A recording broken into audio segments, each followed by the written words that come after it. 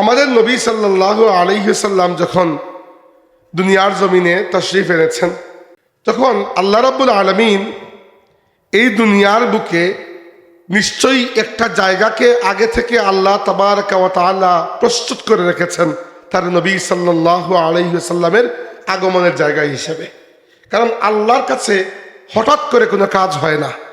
আল্লাহ তাবারকা ওয়া তাআলা যে কোনো কাজ করার ইরাদা করেন, আর আল্লাহ হচ্ছেন ফাআলুল লিমা ইউরিদ, তিনি যা ইরাদা করেন সেটাই বাস্তবায়ন হয়। অতএব আমরা এটা নিশ্চিতভাবে বলতে পারি, মক্কার জমিনকে আল্লাহ তাবারকা ওয়া তাআলা তার হাবিব সাল্লাল্লাহু আলাইহি সাল্লামের আগমনের জায়গা হিসাবে আল্লাহ নিজে পছন্দ করে নিয়েছেন। এই মক্কার জমিনের অবস্থার দিকে যদি আপনি একটু তাকান, তৎকালীন যুগে পৃথিবীতে যত বড় বড় সভ্যতা, বড় বড় সংস্কৃতি ছিল, মক্কা এর মধ্যে কোনো হিসাবের মধ্যেই না। তৎকালীন যুগের বড় বড় সুপার পাওয়ার যারা ছিল, বর্তমানে যেরকম আমেরিকা সুপার পাওয়ার, সবাই ভয় পায়, তৎকালীন দুনিয়ার মধ্যে ছিল এরকম রোমান সাম্রাজ্য, পারস্য সাম্রাজ্য। এরা আরবের বিভিন্ন এলাকায় কখনো হামলাই করে নাই। কারণ কি, এখানে হামলা করে নেওয়ার মতো কিছু নাই। আরব ছিল এইরকম একটা অপাঙ্ক্তেয় জায়গা। তো সেই জায়গায় আল্লাহ কেন পাঠিয়েছেন তার নবীকে? কারণ আল্লাহ তাবারকা ওয়া তাআলা এমন কোনো জায়গায় তার নবীকে পাঠান নাই যে জায়গাটি আগে থেকে বিখ্যাত। আল্লাহ তাবারকা ওয়া তাআলা আরবের এই অন্ধকারাচ্ছন্ন জমিনে যে সময়, ওই সময়টিকে বলা হতো আইয়ামে জাহিলিয়াত, সেই জাহিলিয়াতের যুগে তার নবী সাল্লাল্লাহু আলাইহি ওয়াসাল্লামকে আরবের জমিনে পাঠিয়েছেন। আর ওই আরবের জমিন থেকে যে নূর উঠেছে, ওই নূরে বাকি দুনিয়া নূরান্বিত হয়ে গেছে। একইভাবে এই যে বছরের হিসাব, আল্লাহ তাবারকা ওয়া তাআলা শুরু থেকেই বছরের মধ্যে 12টা মাস রেখেছেন। হাদিসে এসেছে আল্লাহর কাছে সব সময় বছরের হিসাব ছিল 12 মাসে। তো আরবি যে মাসগুলো, এগুলোর মধ্যে কিছু মাস আগে থেকে খুব বিখ্যাত ছিল। মুহররম, আরবের মানুষ মুহররমকে খুব সম্মান করত। তারপরে জিলহজ এবং জিলকদ ছিল হজের মাস। এরকম বিভিন্ন মাস ছিল যেগুলো তারা খুব পরিচিত। কিন্তু আল্লাহ ওই রকম কোনো পরিচিত মাসে তার নবীকে দুনিয়াতে পাঠান নাই, বরং আল্লাহ একটা অপরিচিত মাসকে নিয়েছেন, রবিউল আউয়াল, এবং তার নবীকে পাঠানোর মাধ্যমে ওই মাসকে আল্লাহ চির সম্মানিত বানিয়ে দিয়েছেন। আল্লাহ রাব্বুল আলামিন তার নবী সাল্লাল্লাহু আলাইহি ওয়াসাল্লামের সাথে অন্য কোনো কিছুর মর্যাদাকে অ্যাটাচ করেন নাই, তার নবীর শানকে আল্লাহ পাক আলাদা করে নুমায়া করে দিয়েছেন। যেমন যদি নবী পারস্য সাম্রাজ্যে জন্মগ্রহণ করতেন, বা রোমান সাম্রাজ্যে জন্মগ্রহণ করতেন, বা এরকম কোনো জায়গায় যে জায়গা খুব পরিচিত, তাহলে এই জায়গায় তো আরো অনেক বড় বড় বিখ্যাত মানুষ থাকতো। রোমান সম্রাট আলেকজান্ডার ইত্যাদি, এদের নাম আমরা শুনেছি। আলেকজান্ডার যদিও রোমান সম্রাট নয়, কিন্তু এই সকল সম্রাটের নাম আমরা শুনেছি। এদের নামের ভিড়ে আমাদের নবীর নামটি একটি নাম হয়ে থাকতো। কিন্তু আরবের যে জমিনে দিয়েছেন, ওই জমিনে এর আগে 1000 বছর পর্যন্ত এমন কোনো মানুষ নাই যার মাধ্যমে দুনিয়া ওই এলাকাকে চিনবে।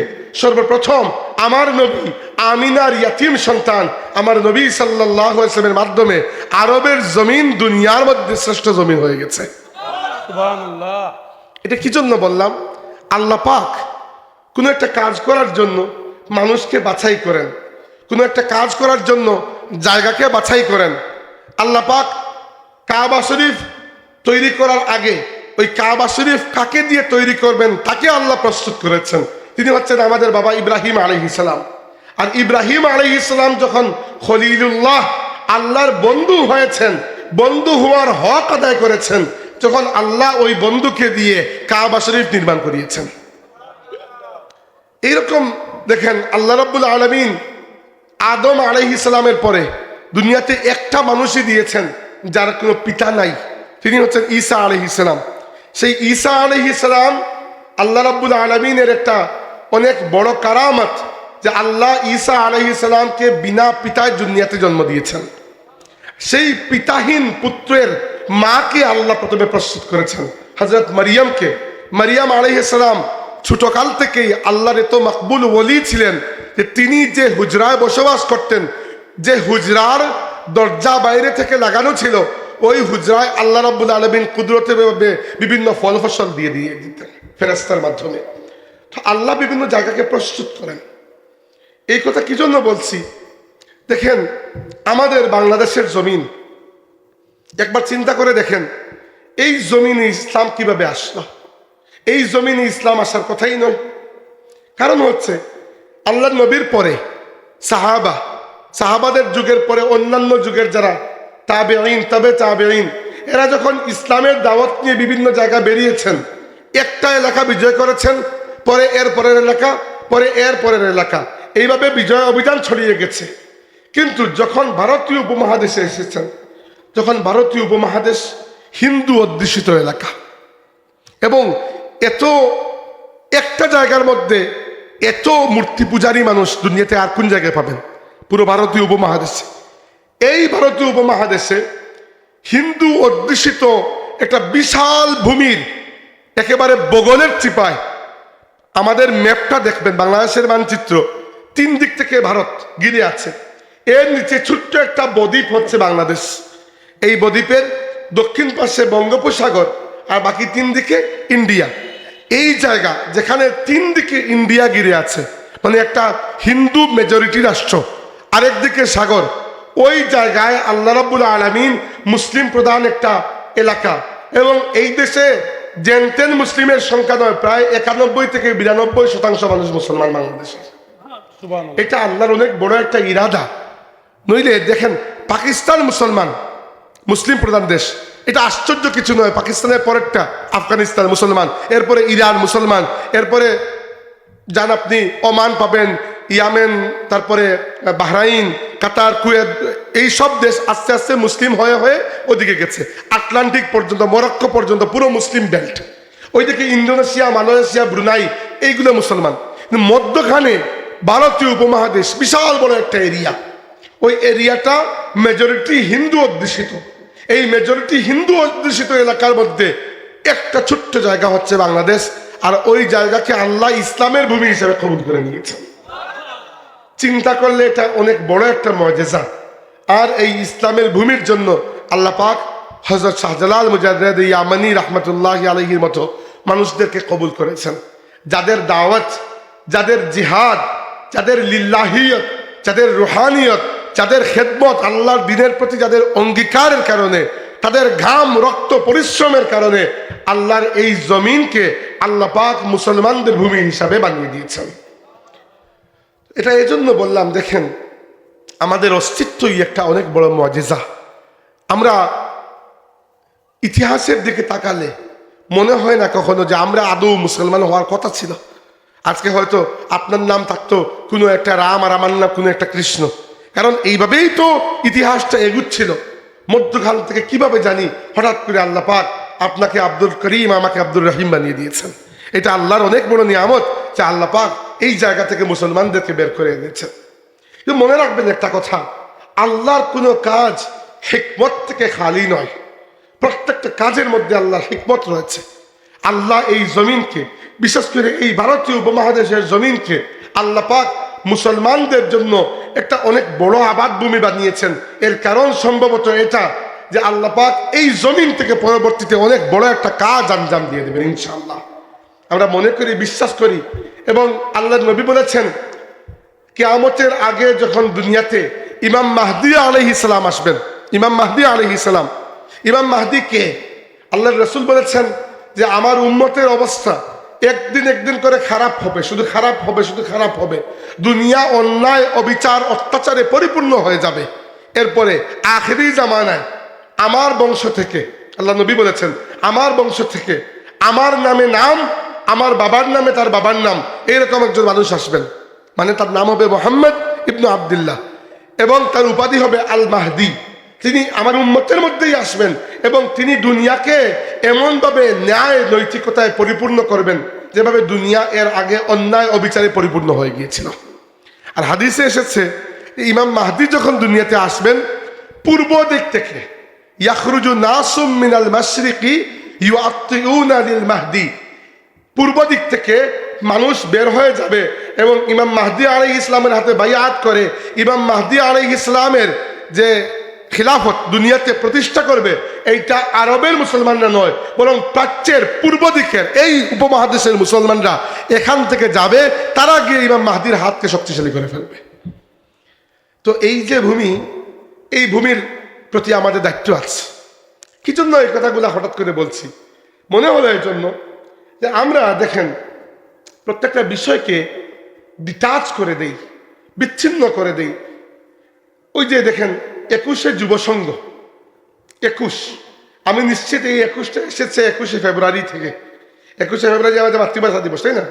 এবং আমাদের মাতৃভাষা দিবস নয়, আন্তর্জাতিক মাতৃভাষা দিবস। এই আন্তর্জাতিক মাতৃভাষা দিবসের একটা ইতিহাস রয়েছে, এবং এই মাতৃভাষা দিবসের আন্দোলন হয়েছিল কি জন্য? বাংলাকে পাকিস্তানের অন্যতম রাষ্ট্রভাষা হিসাবে স্বীকৃতি দেওয়ার জন্য। মাতৃভাষা হিসাবে নয়, মাতৃভাষা তো আগেই ছিল। পাকিস্তান সরকার কখনো বলে নাই যে তোমরা উর্দু ভাষায় কথা বলতে হবে, তারা বলেছে রাষ্ট্রভাষা হবে উর্দু। আর বাঙালিরা বলেছেন না, যেহেতু পুরো পাকিস্তানের মধ্যে 56% মানুষ বাংলায় কথা বলতেন, মাত্র 8% মানুষ উর্দুতে কথা বলতেন, 56% মানুষের ভাষা ছিল বাংলা। অতএব উর্দুর পাশাপাশি বাংলাকেও একটা রাষ্ট্রভাষা করতে হবে, এটা দাবি ছিল। পাকিস্তান সরকার মানে নাই, বৈষম্যমূলক আচরণ করেছে, নিপীড়ন চালিয়েছে, মানুষ হত্যা করেছে, আমরা জানি তো সব কিছু। এরপরে এই ভাষাটা এসেছে। অনেকেই দেখা যায় বাংলা ভাষার প্রতি একটা চিড়, বাংলা কথা বলবো না, বাংলা ভাষাকে পরিবর্তন করে অন্য কিছু নিয়ে আসা। আমরা মনে করি, অনেকেই এরকম আছেন যে বাংলা মনে হয় হিন্দুদের ভাষা। না, প্রত্যেকটা ভাষা তো আল্লাহই দিয়েছেন। আমরা মনে করি বাংলাদেশ বিষয়ে আমাদের কোনো দায়িত্ব নাই।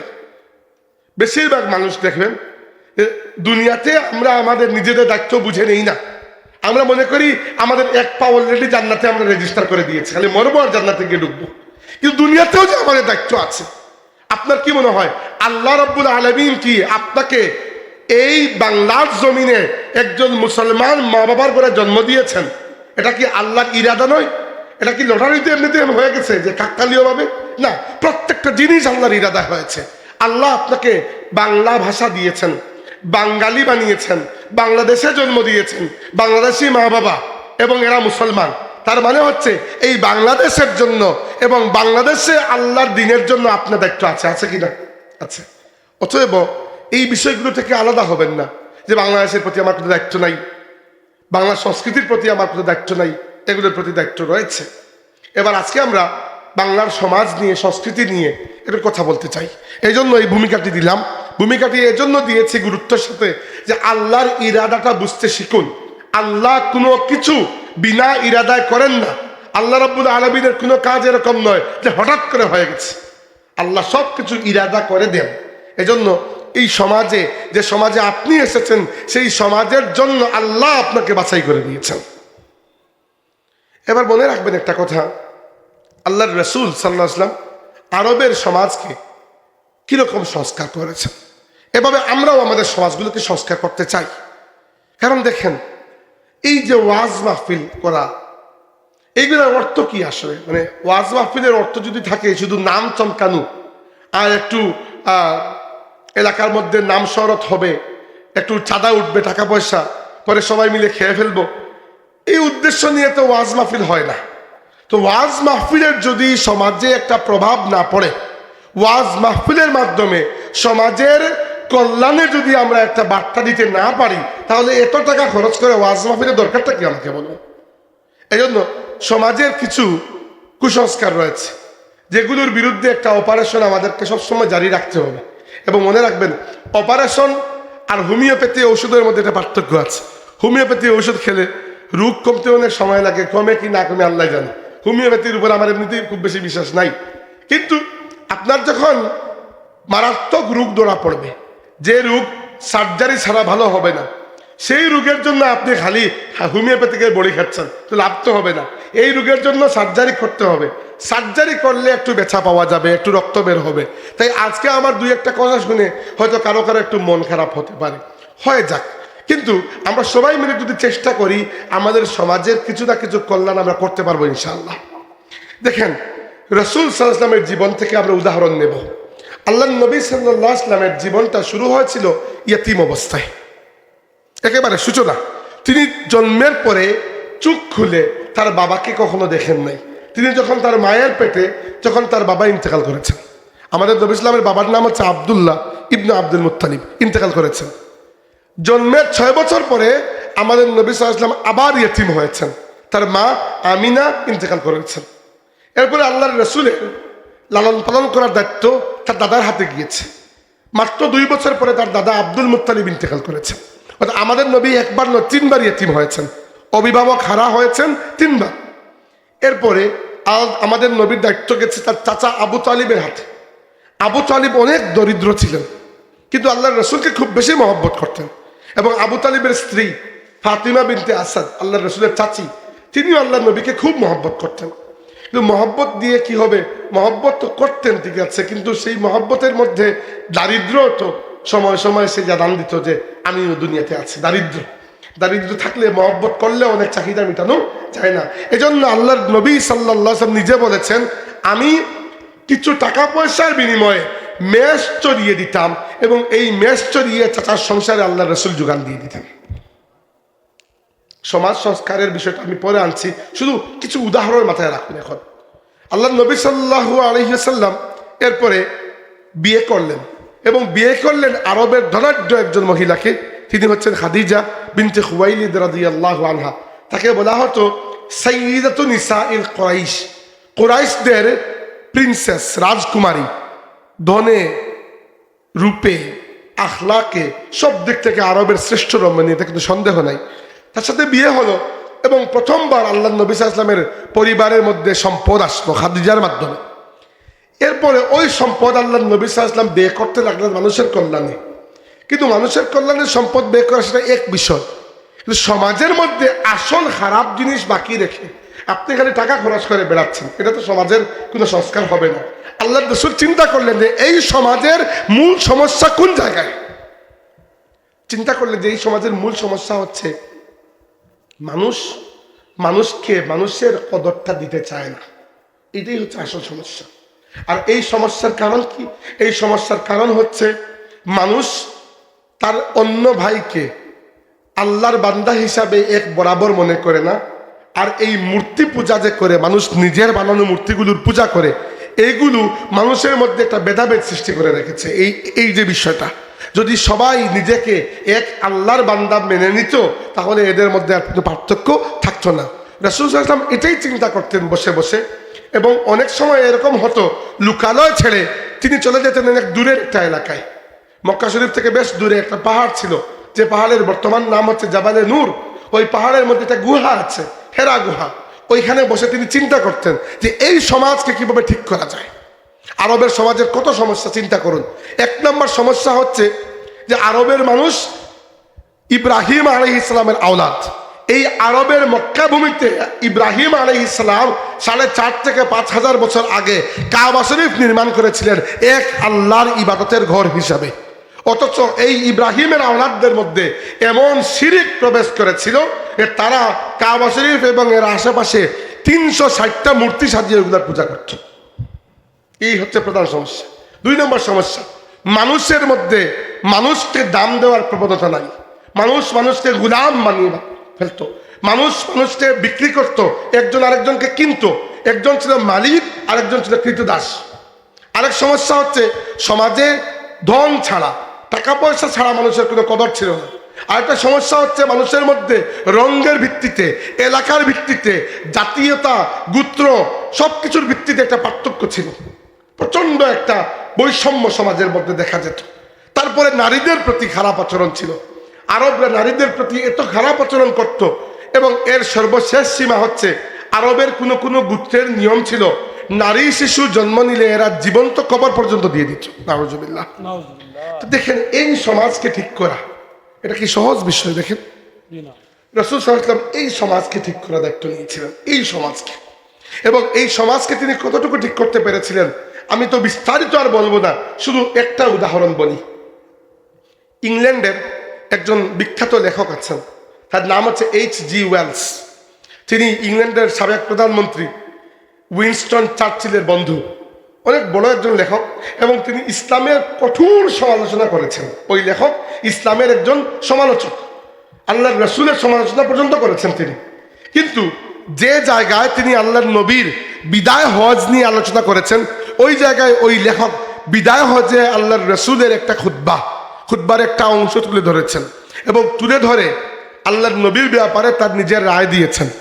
ওই লেখক বলেছেন যে বিদায় হজের খুতবায় ইসলামের নবী বলেছিলেন, লা ফদলা লি আরাবিয়্যিন আলা আজমিয়্যিন ওয়ালা লি আজমিয়্যিন আলা আরাবিয়্যিন ওয়ালা লি আহমারা আলা আসওয়াদা ওয়ালা লি আসওয়াদা আলা আহমারা ইল্লা বিত্তাকওয়া কুল্লুকুম বানু আদম ওয়া আদামু খুলিকা মিন তুরাব।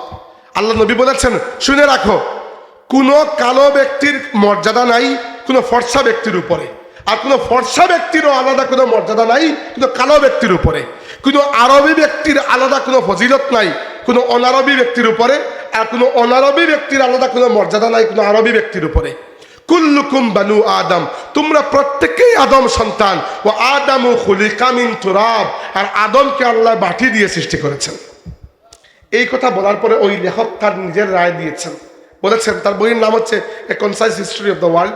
ওই লেখক বলেছেন, আমার তার লাইনটা পর্যন্ত মনে আছে, তিনি বলেছিলেন, although the সারমন of human equality, fraternity and freedom were said before also, যদিও মানুষের মধ্যে সমতা, সাম্য, মৈত্রী, ভ্রাতৃত্ব এইগুলোর কথা ওয়াজ নসিহত দুনিয়াতে আরো অনেক মানুষ করেছেন, মুখে তো অনেকেই বলেছেন। এবং তিনি বলেছেন ওই লেখক যে আমি খ্রিস্টান হিসাবে এটাও জানি যে আমার নবী ঈসা আলাইহিস সালাম, জিসাস ক্রাইস্ট, তিনিও এই সকল বিষয়ে ওয়াজ নসিহত করেছেন। পরে লেখক বলেছেন, but it has to be accepted that it was Muhammad who for the first time in the human history established a society on the basis of this principle. কিন্তু আমাকে এই কথা স্বীকার করতে হবে যে মানব ইতিহাসের মধ্যে প্রথম ব্যক্তি হচ্ছেন মুহাম্মদ, যিনি এই সকল কথা খালি মুখে বলেন নাই, এই সকল আদর্শের উপরে একটা সমাজ নির্মাণ করে দুনিয়ার সামনে প্রথম উদাহরণ তিনিই দেখিয়ে গেছেন সাল্লাল্লাহু আলাইহি ওয়াসাল্লাম। আমার নবী সাল্লাল্লাহু আলাইহি ওয়াসাল্লামের স্বীকৃতি আমরা দেওয়া লাগবে না। দুশমন যে ব্যক্তি আল্লাহর রাসূলের উপর আঘাত আক্রমণ করতে তার কলম ক্ষান্ত দেয় নাই, তার কলম থামে নাই, সেও এক জায়গায় এসে তার মাথা নতুন হয়ে গেছে যে আল্লাহর নবী সাল্লাল্লাহু আলাইহি ওয়াসাল্লাম সেই সমাজকে পেয়েছেন যে সমাজে শুধু ইসলাম কবুল করার জন্য বিলাল রাদিয়াল্লাহু আনহুর গলার মধ্যে তার মালিক উমাইয়া দড়ি বেঁধে রাস্তায় টেনে টেনে নিয়ে যেত, আর রাস্তার মধ্যে বেলালের পিঠ এবং বুক থেকে রক্ত চুপচুপ হয়ে পড়তো। বিলাল রাদিয়াল্লাহু আনহুকে মরুভূমির উত্তপ্ত বালির উপর শুইয়ে উমাইয়া বুকের উপর বিশাল পাথর তুলে দিয়ে বলতো, কুলিল লাতা ওয়াল উজ্জা, বিলাল আল্লাহকে বাদ দেওয়া লাগবে না, ইমান কবুল করেছো, মোহাম্মদকে স্বীকার করেছো, ঠিক আছে, শুধুমাত্র একবার আমাদের দেবদেবীর নাম মুখ দিয়ে বলে দাও, তোমাকে ছেড়ে দেবো। বিলাল রাদিয়াল্লাহু আনহু একবার নামটা পর্যন্ত তাদের মুখ দিয়ে বলেন নাই। আর সেই ভূমিতে এই ঘটনা ঘটার 20-21 বছরের পরে যখন আল্লাহর রাসূল মক্কা শরীফ বিজয় করেছেন এবং কাবা শরীফ এবং এর আশেপাশে যত মূর্তি ছিল সবগুলোকে পরিষ্কার করে মক্কাকে আবার ইব্রাহিম আলাইহিস সালামের মিল্লাতের উপর আল্লাহ নবী ফিরিয়ে এনেছেন, তখন রাসূল সাল্লাল্লাহু আলাইহি ওয়াসাল্লাম বিলাল রাদিয়াল্লাহু আনহুকে বলেছেন, বিলাল আজকে তুমি এই কাবা থেকে এমনভাবে আজান দেবে যেভাবে কাবা শরীফ নির্মাণ করার পরে আমাদের বাবা ইব্রাহিম আজান দিয়েছিলেন। বিলাল রাদিয়াল্লাহু আনহুকে আল্লাহর নবী কাবা শরীফের উপরে উঠিয়ে দিয়েছেন। বিলাল ইতিহাসের দ্বিতীয় ব্যক্তি, প্রথম ব্যক্তি ইব্রাহিম আলাইহিস সালাম যে কাবা শরীফের উপরে উঠে আজান দিয়েছিলেন, আর দ্বিতীয় এবং একমাত্র ব্যক্তি এ যাবৎ পর্যন্ত যিনি হচ্ছেন বিলাল রাদিয়াল্লাহু আনহু, তিনি কাবা শরীফের উপরে উঠে আজান দিয়েছিলেন ওই দিন। দেখেন ইসলাম কোন জায়গায় সমাজকে পেয়েছে আর কোন জায়গায় নিয়ে এসেছে। এবার এইরকম আদর্শ কথাবার্তা বলতে তো অনেক সুন্দর লাগে। এবার আসলে আমাদের সমাজে দেখেন, আমরা মুসলিম সমাজ, এতে কোনো সন্দেহ নাই, কিন্তু আমার যেটা মনে হয় আমরা পুরোপুরি ইসলামের সংস্কৃতি ধারণ করতে পারি নাই। আমাদের সংস্কৃতির মধ্যে অনেক কিছু রয়ে গেছে যেগুলো হচ্ছে ওই ভারতীয় হিন্দুত্ব সংস্কৃতির একটা ছায়া আমাদের সংস্কৃতির মধ্যে রয়ে গেছে। উদাহরণস্বরূপ আল্লাহ তাবারাকা ওয়া তাআলা কুরআন শরীফে আমাদেরকে স্পষ্ট করে বলেছেন, ইয়া আইয়ুহান নাসু ইন্না খালাকনাকুম মিন যাকারিন ওয়া উনসা ওয়া জাআলনাকুম শুউবান ওয়া ক্বাবাইলা লিতাআরাফু ইন্না আকরামাকুম ইনদাল্লাহি আতকাকুম। আল্লাহ বলেছেন, হে মানব জাতি, হে মুসলমান বলেন নাই, বলেছেন হে মানব জাতি, আমি তোমাদেরকে সৃষ্টি করেছি এক পুরুষ এবং এক নারী থেকে। প্রথম কথা হচ্ছে এইটা। 2 নম্বর, এবং ওয়াজআলনাকুম শুউবান ওয়া কাবাইলা লিতাআরাফু, তোমাদেরকে আমি বিভিন্ন রেস জাতি এবং বিভিন্ন কাবিলা মানে গোত্র গোষ্ঠীতে ভাগ বাটোয়ারা করেছি, লিতাআরাফু যেন একে অন্যের পরিচয়টা জানতে পারো। সবাইকে এক গঠনের বানাই নাই। দুনিয়ার সব মানুষ দেখতে উদাহরণস্বরূপ আপনার মতো বা আমার মতো, সবার নাম মারজান উদাহরণস্বরূপ, সবার চেহারা কাটিং ফেস, বাবার নাম মায়ের নাম সবকিছু সমান, তো দুনিয়ার কোনো সৌন্দর্য থাকতো না। তো আল্লাহ বলেছেন কি, আমি সবাইকে ভাগ বাটোয়ারা করেছি, এই বৈচিত্র্যের মধ্যে আমার সৃষ্টির সৌন্দর্য ফুটে উঠে, তাআরাফু যেন একে অন্যের পরিচয় করতে পারো। আর মনে রেখো, আল্লাহ ভালো করেই জানতেন মানুষ এই যে জাতি হিসাবে গোত্র হিসাবে ভাগ বাটোয়ারা করে দেওয়াকে সম্মানের মাপকাঠি বানিয়ে নেবে। তাই আল্লাহ আয়াত শেষ করার আগে বলে দিয়েছেন, ইন্না আক্রামাকুম ইনদাল্লাহি আতকাকুম, মনে রেখো আল্লাহর কাছে সবচেয়ে সম্মানী সেই ব্যক্তি যার মধ্যে সবচেয়ে বেশি তাকওয়া রয়েছে। অন্য কিছুতে সম্মান নাই। অপরদিকে আমাদের ভারতীয় উপমহাদেশের সংস্কৃতি কিরকম? ভারতীয় উপমহাদেশের সংস্কৃতি হচ্ছে জন্মগতভাবে হিন্দুদের সংস্কৃতি বলছি, আমি কাউকে টিটকারি করা ফাজলামি করার উদ্দেশ্য না, একটা একাডেমিক আলোচনা আমি করছি, এটা আপনারা হিন্দুদের কিতাব খুলে দেখে নিতে পারেন যে জন্মগতভাবে মানুষ 5 প্রকার। কয় প্রকার? 5 প্রকার। আচ্ছা, প্রথম 4টা হচ্ছে বর্ণ আর নিচেরটা বর্ণহীন। হিন্দুদের বিশ্বাস হচ্ছে যে সৃষ্টিকর্তা হচ্ছেন ব্রহ্মা। কে? ব্রহ্মা। আচ্ছা, তো ব্রহ্মা যখন মানুষকে সৃষ্টি করেছেন, হিন্দু ধর্মের আকীদা বলছি আমি, যখন ব্রহ্মা কিছু মানুষকে সৃষ্টি করেছেন তার মুখের মাংস দিয়ে, কিছু মানুষকে তার হাতের মাংস দিয়ে, কিছু মানুষকে তার কোমর বা এই টাইপের কোনো একটা জায়গার মাংস দিয়ে, কিছু মানুষকে তার পায়ের মাংস দিয়ে, এবং যাদেরকে ব্রহ্মার মুখের মাংস দিয়ে তৈরি করা হয়েছে এরা হয়ে গেছে ব্রাহ্মণ। ব্রাহ্মণ নাম শুনেছে কখনো? ব্রাহ্মণ। আচ্ছা, এরা হচ্ছে দ্য টপ মোস্ট। ব্রাহ্মণের মধ্যে যে সবচেয়ে নেক আখলাক থাকতে হবে এরকম কিছু না, জন্মগতভাবেই তারা শ্রেষ্ঠ। আচ্ছা, 2 নম্বর হচ্ছে যাদেরকে ব্রহ্মার হাতের মাংস দিয়ে তৈরি করা হয়েছে, এগুলো আমার আকীদা নয়, আমার নামে চালাই দেবেন, এটা হিন্দু ধর্মের আকীদা। তাদেরকে হাতের মাংস দিয়ে তৈরি করা হয়েছে, এদের নাম হচ্ছে ক্ষত্রিয়। ক্ষত্রিয়দের কাজ হচ্ছে, কাজ পরে বলছি, ক্ষত্রিয় হচ্ছে 2 নম্বর পজিশন। 3 নম্বর যাদেরকে শরীরের মধ্যখানের কোনো জায়গার মাংস, আমি ভুলে গেছি এক্স্যাক্টলি, ওটা দিয়ে তৈরি করা হয়েছে, তাদের নাম হচ্ছে বৈশ্য। আর যাদেরকে পায়ের মাংস দিয়ে তৈরি করা হয়েছে তাদের নাম হচ্ছে শূদ্র। তো হিন্দু ধর্ম অনুযায়ী মানুষের মধ্যে জন্মগতভাবে প্রথমে আসে ব্রাহ্মণ, পরে ক্ষত্রিয়, পরে বৈশ্য, পরে শূদ্র। আর আরেকজন আছে যাদেরকে ব্রহ্মার শরীর থেকে সৃষ্টি করা হয় নাই, এদেরকে আলাদা সৃষ্টি করা হয়েছে, এদের নাম হচ্ছে দলিত, হরিজন বা এরকম কিছু একটা নাম দিতে পারেন আপনি। এবং হিন্দু ধর্মে এখন অনেকটাই আধুনিকতার কারণে এগুলা একটু শুধরেছে, কিন্তু একসময় নিয়ম ছিল যারা দলিত বা হরিজন মানে যাদেরকে ব্রহ্মার শরীর থেকে বানানো হয় নাই, এই 4 বর্ণের বাইরে যারা, এরা ছিল আনটাচেবল, অস্পৃশ্য। এদেরকে স্পর্শ করলেই আপনার জাত চলে যাবে, আপনি পরে আর ওই আগের জাতে ফিরে আসতে পারবেন না, বা আসলে অনেক কাহিনী আছে এখানে। তো দেখেন এই যে 4টা ক্যাটাগরি, তো হিন্দু ধর্ম অনুযায়ী ব্রাহ্মণের কাজ হচ্ছে পূজা পাঠ করা, ধর্ম অনুশীলন করা, অধ্যয়ন অধ্যাপনা করা। ক্ষত্রিয় যিনি, তার কাজ হচ্ছে মূলত ফাইট করা, তিনি হচ্ছেন যোদ্ধা, তার দায়িত্ব হচ্ছে যুদ্ধ করা বা রাজনীতি ইত্যাদি এই কাজগুলো করা। 3 নম্বর যারা বৈশ্য, এদের কাজ হচ্ছে মূলত ব্যবসা বাণিজ্য করা বা কৃষি কাজ করা। আর 4 নম্বর যারা শূদ্র, এদের কাজ হচ্ছে উপরের 3 শ্রেণীর খেদমত করা। আচ্ছা, এবার সমস্যাটা যে জায়গায় তৈরি হয়েছে এটা হচ্ছে যে মানুষের মধ্যে একটা পার্থক্য তো সাধারণত এমনিতেই চলে আসে, কিন্তু এই পার্থক্য কিসে হয়? মানুষের যোগ্যতায়, তাই না? দেখেন এই জায়গার অনেক মানুষ বসে আছেন, কিন্তু এই সব মানুষের মূল্য সবার কাছে সমান নয়।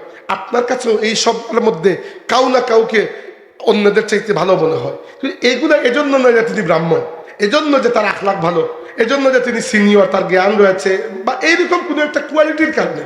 কিন্তু ওদিকে অপরদিকে হিন্দু ধর্মের অবস্থাটা হচ্ছে যে জন্মগতভাবে একজনকে শ্রেষ্ঠ বানিয়ে দেওয়া হয়েছে আর একজনকে নিকৃষ্ট বানিয়ে দেওয়া হয়েছে।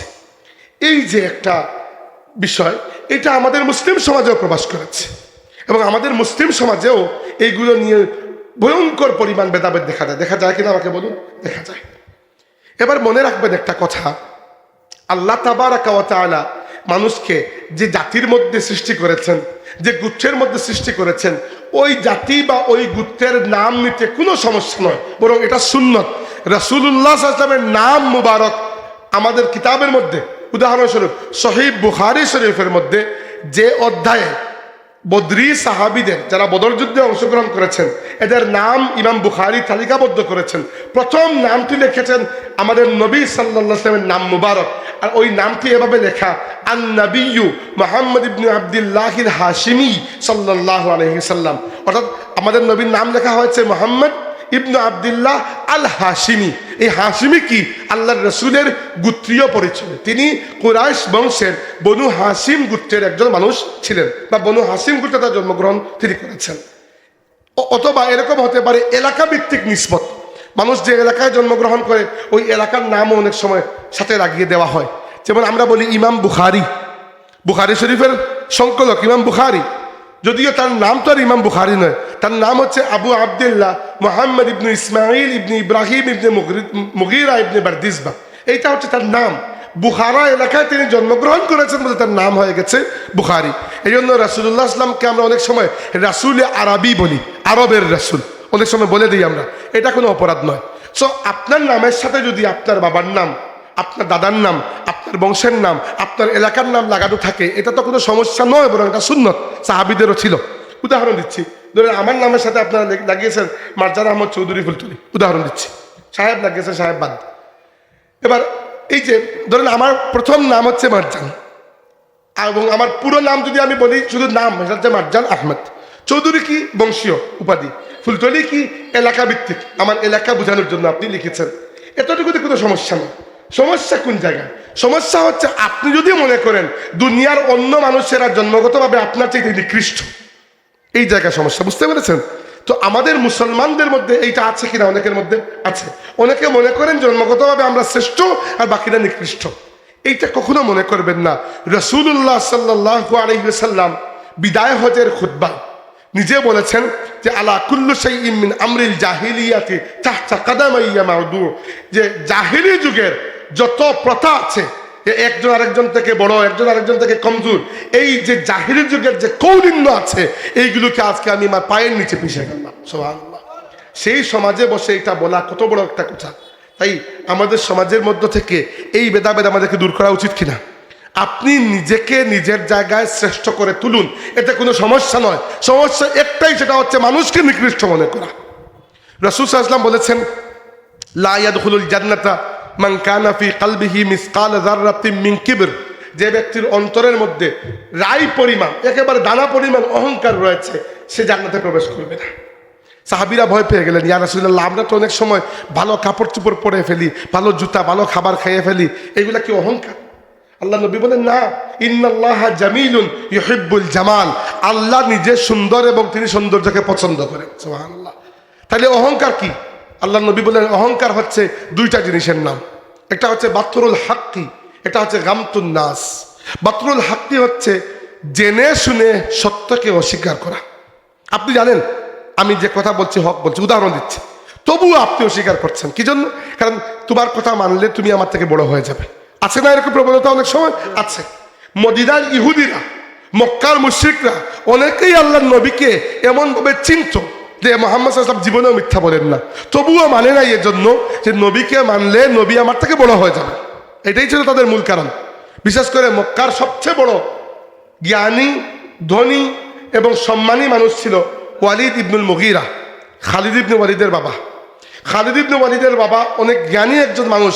সে ভালো করে বুঝতে পেরেছিল মুহাম্মদ সাল্লাল্লাহু আলাইহি ওয়াসাল্লাম সত্য কথা বলছেন, তবুও সে মানে নাই। এজন্য কারণ তার যে গোত্র, ওয়ালিদ ইবনে মুগীরার যে গোত্র, নাম ছিল বানু মাখজুম, আর আল্লাহ নবী সাল্লাল্লাহু আলাইহি ওয়াসাল্লামের যে গোত্র, ওটা ছিল বানু হাশিম। এই দুই গোত্রের মধ্যে একটু ঠেলাঠেলি ছিল। ওয়ালিদ ইবনে মুগীরা চিন্তা করেছিল যে আমি যদি মুহাম্মদ সাল্লাল্লাহু আলাইহি ওয়াসাল্লামকে নবী বিশ্বাস করি, তাহলে বনু মাখজুম গোত্রের উপর বনু হাশিম গোত্রের প্রাধান্য হয়ে যাবে। এই জন্য সে আল্লাহ রাসূলের উপর ঈমান আনে নাই। এটা হচ্ছে জেনে শুনে সত্যকে অস্বীকার করা। এটা হচ্ছে অহংকারের প্রথম লক্ষণ। আর দুই নম্বরটা আল্লাহ নবী বলেছেন গামতুন নাস, মানুষকে ছোট করা।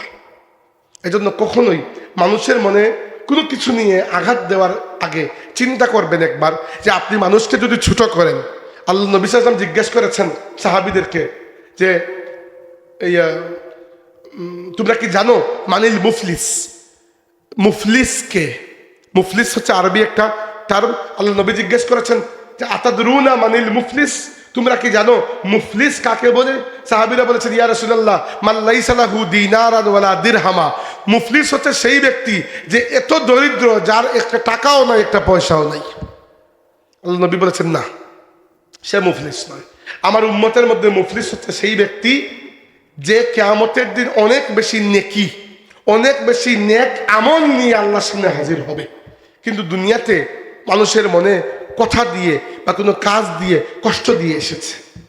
এই যাদের মনে কষ্ট দিয়েছে এরা সবাই আল্লাহর আরশে আজিমের সামনে লেনদার হয়ে লাইন ধরবেন যে আল্লাহ, ওই ব্যক্তিকে দুনিয়াতে আমার মনে একটা কষ্ট দিয়েছিল, আজ আমি এর বদলা চাই। কিয়ামতের দিন বদলা দেওয়ার জন্য তো আপনি জায়গা জমিও লিখে দিতে পারবেন না, ক্যাশ টাকাও দিতে পারবেন না। তখন আপনার হাতে হয় আপনার নেক আমল আছে, নইলে কিছু গুনাহ আছে, এগুলোই তো, আর তো কোনো সম্পদ নাই। তখন আল্লাহ রাব্বুল আলামিন লেন্ডারদেরকে বলবেন যে তোমার কি পাওয়া?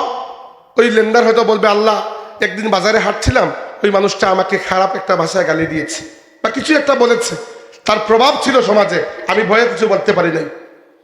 আল্লাহ রাব্বুল আলামিন বলবেন এর বিনিময় স্বরূপ তুমি ওই ব্যক্তির হজ নিয়ে যাও। আরেকজন আসবে, আল্লাহ আমাকে একটু কষ্ট দিয়েছিল, আল্লাহ বলবেন ঠিক আছে তুমি 10 ওয়াক্ত নামাজ নিয়ে যাও, তুমি 2 দিনের রোজা নিয়ে যাও। এইভাবে হাদিসে এসেছে এমনও মানুষ থাকবে যাদের সমস্ত নেক আমল শেষ হয়ে যাবে, কিন্তু তবুও পাওনাদারের সংখ্যা শেষ হবে না। নাউজুবিল্লাহ। তখন আল্লাহ নবী সাল্লাল্লাহু আলাইহি ওয়াসাল্লাম বলেছেন আল্লাহ রাব্বুল আলামিন যারা বাকি আছে পাওনাদার, এদেরকে বলবেন তোমরা এখন বদলা হিসাবে তোমাদের গুনাহ ওই ব্যক্তির উপর চাপিয়ে দিতে শুরু করো। যার যতটুকু পাওনা আছে ওই পরিমাণ গুনাহ ওই ব্যক্তির উপর চাপিয়ে দেবে যে দুনিয়াতে কষ্ট দিয়েছে মানুষকে। দেখা যাবে যে ব্যক্তি নেকি নেক আমলের পাহাড় নিয়ে আল্লাহর সামনে গিয়ে হাজির হয়েছিল, সে গুনার পাহাড়ের নিচে পিষ্ট হয়ে জাহান্নামে নিক্ষিপ্ত হবে। নাউযুবিল্লাহি মিন যালিক। এই ব্যক্তি হচ্ছে এই উম্মতের মধ্যে সবচেয়ে বড় মুফলিস।